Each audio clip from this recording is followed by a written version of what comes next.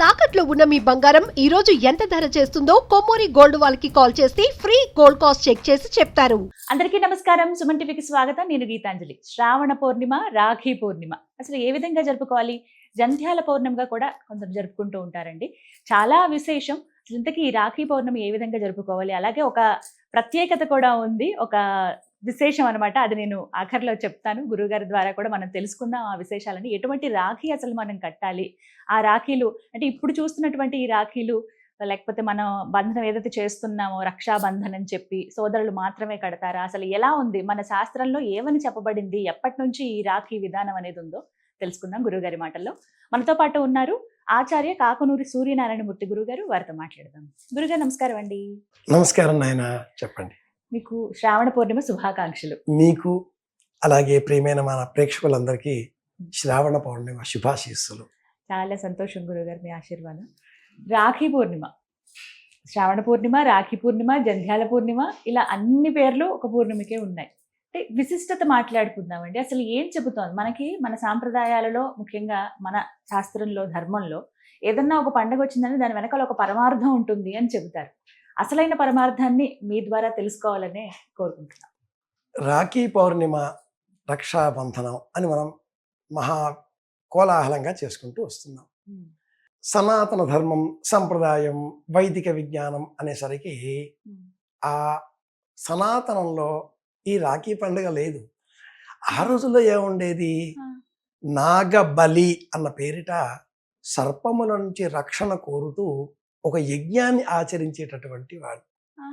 వరుణ ప్రకాశం అన్న పేరిట ఒక హోమం చేసి పేలాలని, లాజా అని చెబుతాం, పేలాలని సమీపంలో ఉండేటటువంటి పొలాల మధ్యన ఎక్కడో దూరంగా ఉండేటటువంటి చెట్ల ఆ మొగదల దగ్గర విడిచిపెట్టాలి, చెట్ల మొదలు వద్ద విడిచిపెట్టాలి. అందువల్ల ఆ పొలాలలో ఉండేటటువంటి పాములు, ఎలకలు అటు చేరతాయి. ఒకటానికి మరి ఒకటి ఆ ఎలకలు ఈ పాములకి ఆహారం కాబట్టి ఆ పాములు మన ఇంటి దాకా రాకుండా అక్కడ ఉంటాయి.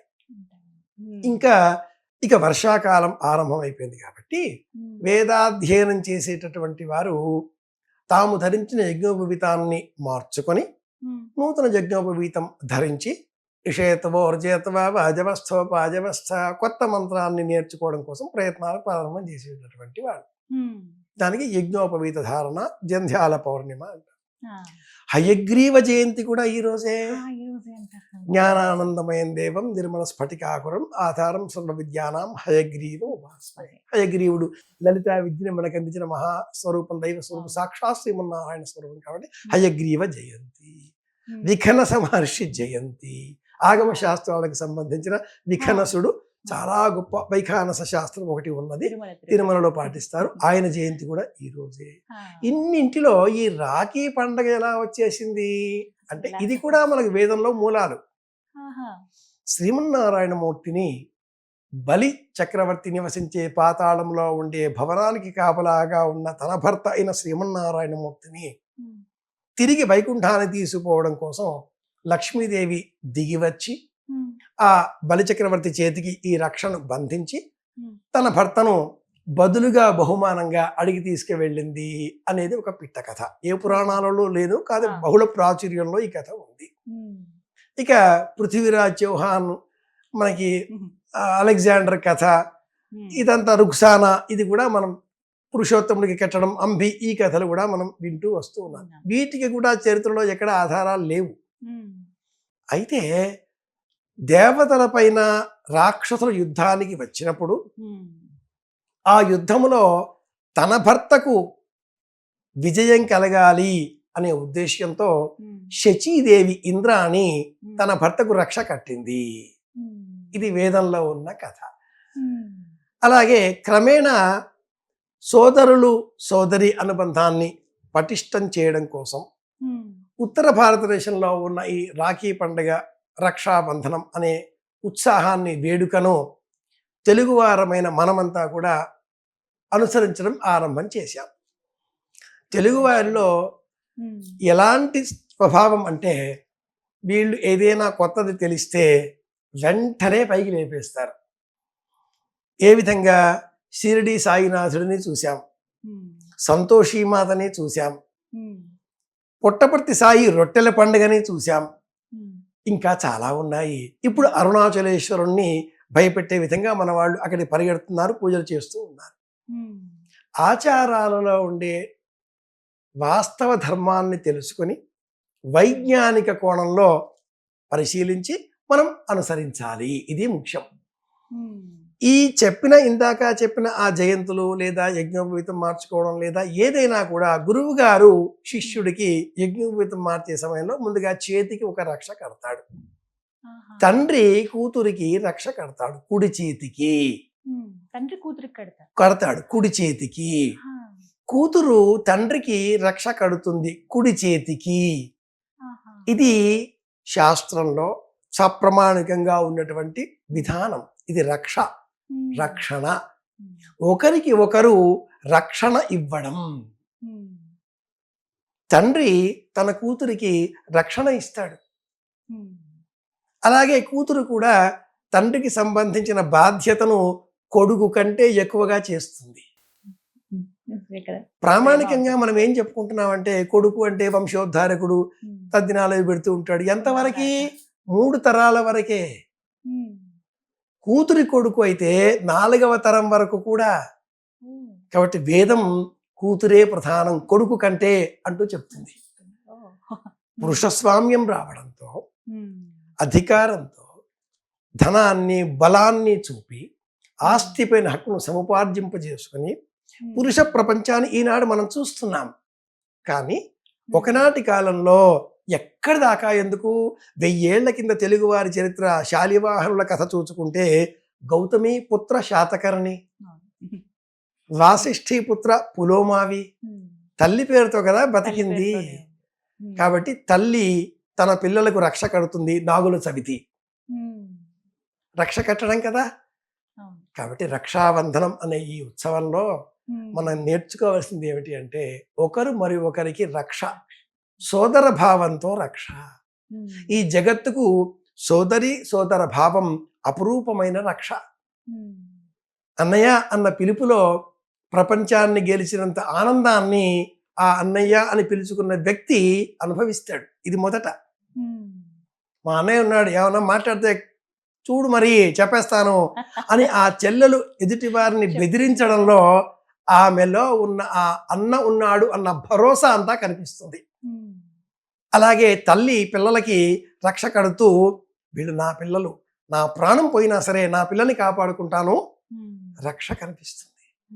తండ్రి కూతురికి కానీ ఇలా మనం ఈ భావాలన్నింటినీ కూడా పవిత్రంగా సామాజిక బంధనాలని పటిష్టం చేసే విధంగా కుటుంబంలో ఉండే సామాజిక అనుబంధాలని చిన్నాభిన్నం అవుతున్నటువంటి ఆధునిక కాలంలో ఎవరో ఆస్తి పంచుకుంటున్నారు అన్న గొడవలు పెరిగిపోతున్న నేపథ్యంలో అవన్నీ తొలగించుకోవాలి, కలిసి ఉండాలి అన్న మమకారం పెంచుకోవడం కోసమే స్త్రీలకు ఆస్తి హక్కు అవసరమా అన్న ప్రశ్న వేస్తూ ఉంటారు.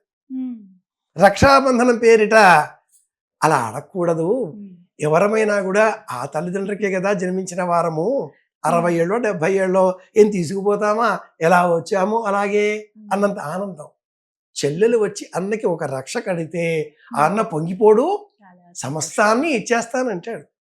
అతగాడు ఇల్లాలి ఏదైనా వచ్చుకున్నా ఏదైనా మాట్లాడినా నీకు మీ అన్నయ్య ఉన్నాడుగా వెళ్ళు. సామాజిక బంధాలను, సోదర అనుబంధాలను బలీయం చేయడం కోసమే ఈ రక్షాబంధనాన్ని మనమంతా పాటించాలి. మనమంతా భారతీయులం, మనమంతా తెలుగువారం, మనమంతా ఒక ప్రాంతానికి ఒక కుటుంబానికి చెందిన వారం. భారతీయత కంటే కూడా విశ్వమానవ సమాజంలో మనం ఒక వైశ్వికమైన దృక్కోణంలో ఉండే మానవీయ గుణాలు కలిగిన వారం. మ్యాక్రో టు మైక్రో, విశ్వం నుంచి, భారతం నుంచి, రాష్ట్రం నుంచి, కుటుంబంలో వచ్చే వరకు నేను మా అన్నయ్య. ఇంతకంటే ఆనందం ఇంకేముంటుంది? ఇది ఈ రక్షాబంధనం పండుగ నేపథ్యం. ఈ మధ్య చాలా చూస్తున్నాను గురుగారు, రాఖీల్లో కూడా అంటే మన సాంప్రదాయాన్ని గౌరవిస్తూ పంచగవ్యంతో తయారు చేసినవి కావచ్చు, లేకపోతే గోమయంతో తయారు చేసినటువంటి రాఖీలు బాగా రావటం అవి చూసాను. అంటే ఇది అసలు మన శాస్త్రంలో ఉందా? అలా అసలు కట్టొచ్చా? వాటితో తయారు చేస్తుంటే ఏదొక అంటే వ్యాపార దృష్టిలో అని అనుకోవాలా, లేకుంటే ఇది మన శాస్త్రం ఇలా ఉందా, అసలు ఇవి కడితే ఎటువంటి పుణ్యం ఉంటుందా అనేది మాట్లాడుకుందాం. రక్ష కట్టడంలో పసుపు దారం పసుపు కొమ్ము ముడివేయడం, చేతికి కట్టడం, ఇది రక్ష. పూజ చేసే సమయంలో గోమయంతో అంతా అలకడం రక్ష. పూజ చేసిన తర్వాత చేసే వ్యక్తి ఆ పూజ చేయడం కోసం అర్హత పొందాలి. పంచగవ్యం గోమయం తాగాలి, గోపంచితం స్వీకరించాలి. పంచామృతం కంటే విశేషం పంచగవ్యం. కాబట్టి గోమయం, గోపంచితం, గోఘృతం, గోక్షీరం, గోదధి లేదా దర్భలతో కలిపిన నీళ్లు, వీటిని కలిపి ఆ తదుపరి స్వీకరించడం కదా. అలాంటప్పుడు చేతికి కట్టడంలో కూడా ఆలోచన ఏముంది? ఈ ప్లాస్టిక్తో మెరిసిపోయేటటువంటి కృత్రిమమైనటువంటి రాఖీలు అన్న పేరుతో కనిపించే రక్షలు మనం కట్టుకుంటున్నాం. రాఖీ అంటున్నాం. చెల్లాయి వస్తుంది, కడుతుంది. అలా వెళ్ళగానే ఇక్కడ ఎంత దురదగా ఉంది అంటాడు, ఏదో ఎనీజీగా ఉంది తీసేస్తాడు, చెత్తబుడ్డలో పడిపోతుంది. దానికి బదులుగా నిజంగా అలాంటి మార్కెట్లో లభిస్తే గోమయంతో చేసినవి లేదా మట్టితో చేసినవి, అందులో విత్తనాలు ఉంటాయి, తులసి విత్తనాలు, ఇంకేదో విత్తనాలు ఉంటాయి. కాబట్టి మనం ధరింపజేసిన తర్వాత వాటిని నెమ్మదిగా జాగ్రత్తగా తొలగించి తులసి కోటలోనో లేదా పూల మొక్కల పాదులలోనో నిమజ్జనం చేస్తే మళ్ళీ అవి మొలకెత్తుతాయి.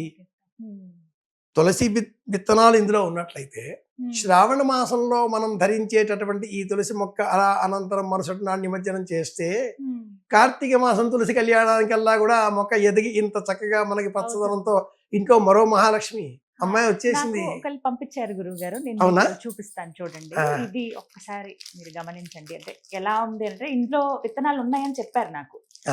ఇది ఒక్కసారి చూడండి గురువు గారు. అమ్మాయి, ఈ రోజుల్లో మార్కెట్ కానిది ఏది? అంతేనా? వైద్యమే మార్కెట్ చేసిన తర్వాత కమర్షియలైజేషన్ అన్న ఆ భావనతో వైద్య వృత్తినే అలా మార్చేసిన తర్వాత ఏదైనా కూడా cash and carry, pay and use the services అన్న స్లోగన్స్ బాగా వ్యాపించేటటువంటి తరుణంలో ఇది మంచి ప్రయత్నమే. మనకు ఈ ప్లాస్టిక్ వాడకం కంటే నిజమైనటువంటి రక్ష ఏది? పసుపు రంగు దారం, పసుపు కొమ్ము, మామిడాకు, వ్రతాలలో లోములో కట్టుకునేది, అది రక్ష, అది అద్భుతం. అలాగే దూదితో చేసిందే కట్టుకోవాలి, ఎర్రగా ఉండే ఉండ ఉత్తర భారతంలో పెడుతూ ఉంటాం, అది కట్టుకుంటూ ఉంటాం. ఇది ఒక కొత్త ప్రయత్నం. ఈ చిన్న బిళ్ళని చూసినట్లయితే ఇది గోమయం. గోమయం స్పర్శ చేతికి చర్మ సంబంధిత వ్యాధి తొలగిస్తుంది. ఈ పూసలు కూడా అవసరం లేదు. నిజానికి నిజమైనటువంటి ఈ మాత్రం బిళ్ళ ఉంటే చాలు. సరే, కొద్దిపాటిగా ఆకర్షణగా అన్నప్పుడు దీనిని ధరించిన అనంతరం ఈ ఆలోచన ఎలా వచ్చిందో కానీ దీనిని మనం తులసి మొక్క ఉండే చోట నిమజ్జనం చేసినట్లయితే ఆ భూమిలో పెంచేస్తే కార్తీక మాసం కల్లా మొక్క వచ్చేస్తుంది కదా అన్న ఆలోచన. ఇంకా మురిసిపోవచ్చు. మనం కళ్యాణం చేస్తాం కదా, మన ఇంటికి మళ్ళీ ఆడపడిచే వచ్చేసింది, అక్కే వచ్చి కట్టేసింది, ఈ భావన. కొత్త ఎప్పుడు, మార్పు ఎప్పుడు చర్చలకి దారి తీస్తుంది. కొంచెం ఆందోళన, మార్పు రాగానే ఎవరు వెంటనే దాన్ని అంగీకరించరు, దాన్ని ప్రతిఘటిస్తారు, చర్చ చేస్తారు, పరిశీలిస్తారు, అనుసరిస్తారు, అలవాటైపోతారు. కొత్త మార్పు ఎప్పుడా అని ఆలోచన చేస్తారు. ఇది ఒక క్రమ పరిణామ పద్ధతి. మార్పు మొదట వ్యతిరేకింపబడుతుంది, చివరలో అనుసరింపబడుతుంది, కొత్త మార్పు కోసం ఎదురు చూచేలాగా చేస్తుంది. ఇది విషయం. కానీ చాలా చక్కగా ఉంది కదా. భలే, నిజంగానే బాగుంది. నాకు కూడా ఇలా అందరూ కూడా తీసుకోవచ్చండి. ఈ వివరాలు అవి నేను మీకు అందించే ప్రయత్నం చేస్తాను. చక్కగా గోమయంతో మొత్తం పంచగవ్యంతో తయారు చేసినటువంటి రాఖీ ఇది. చక్కగా విత్తనాలు ఉంటాయి, మీరు చక్కగా తులసికోటలో వేసుకోండి. గురువు గారు చెప్పింది అక్షర సత్యం. మళ్ళీ మనకి కార్తీక మాసానికల్లా చక్కగా ఏపుగా పెరిగి ఇంత మొక్కైనా అవుతుంది. మనం కళ్యాణం చేసుకున్నప్పుడు చాలా మనమే సంతోషిస్తాం, ఎంత చక్కగా పెరిగింది అని. అంటే మనం కంటికి రెప్పలా చూసుకుంటాం. మనం ఏదైతే బాధ్యతతో వేస్తాం ఏ విత్తనం అయినా కూడా అది ఈ రూపంలో నెరవేరుతుంది. బాగుంది, చాలా చక్కగా ఉంది గురువు గారు. ఇదేదో మరి నేను నిన్ను నాయన అనే పిలిచాను కదా తల్లి, మీ నాన్నగారికే కట్టినట్లుగా అన్న ఆలోచనతో, లేదా మీ అన్నగారికి అన్నట్లుగా నీవే నాకు కట్టేసేయి. తప్పకుండా గురుగారు. మేము మా గురువు గారు ఎప్పుడు మీ రక్ష, మీ ఆశీర్వాదం మాకు ఉండాలి. అదే భావంతో ఖచ్చితంగా నేను కడతాను. శుభం. మీ శిష్యురాలుగా నాకు కూడా మీరు కట్టండి.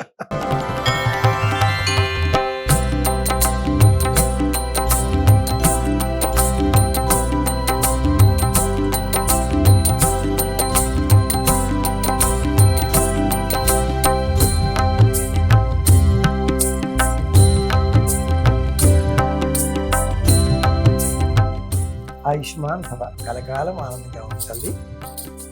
సంతోషం.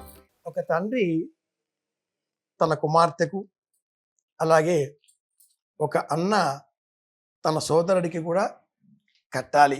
భర్త ఇల్లాలికి రక్షణ ఇచ్చే సమయంలో కట్టేటటువంటి తోరం ఎడమ చేతికి ఉండగా, తండ్రి అన్న కట్టేటటువంటి రక్ష